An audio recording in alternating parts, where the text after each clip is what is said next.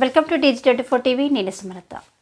అల్లు అర్జున్ పేరు ఇప్పుడు ఇండస్ట్రీలో ఎలా హాట్ టాపిక్గా టాక్ ఆఫ్ ది టౌన్గా మారిపోయిందో మనందరికీ తెలిసిందే.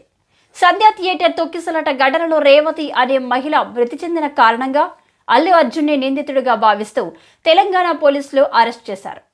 ఈ రాద్ధాంతం గురించి మనం గత కొన్ని రోజులుగా సోషల్ మీడియాలో, టెలివిజన్ రంగంలో వింటూనే ఉంటున్నాం. అయితే రీసెంట్గా ఈ కేసు ఊహించని మలుపులు తిరుగుతూ అల్లు అర్జున్ చికట్పల్లి పోలీసుల ఎంక్వైరీలో పాల్గొన్నారు. అయితే అల్లు అర్జున్ ఎక్కువగా చేతులెత్తి దండం పెడుతూ కనిపించిన దృశ్యాలు ఈ మధ్య కాలంలో బాగా ట్రెండ్ అవుతున్నాయి. మరీ ముఖ్యంగా సంధ్య థియేటర్కి వెళ్ళేటప్పుడు అల్లు అర్జున్ దండం పెట్టాడు అంటే ఒక రీజన్ ఉంది.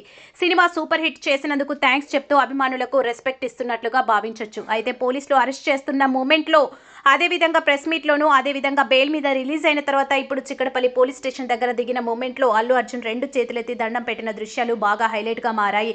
అయితే చాలామంది ఇది అల్లు అర్జున్ అభిమానులకు జనాలపై రెస్పెక్ట్ చూపిస్తున్నారని అంటూ మాట్లాడుకుంటుంటే, మరికొందరు బన్నీ హేటర్స్ మాత్రం అది అభిమానం కాదు, ఆయన భయంతో తన భయాన్ని కంట్రోల్ చేసుకోవడానికి ఇలా చేస్తున్నాడు అని, అది రెస్పెక్ట్ అనుకుంటే మీరు పప్పులో కాలేసినట్లేనని మాట్లాడుకుంటున్నారు.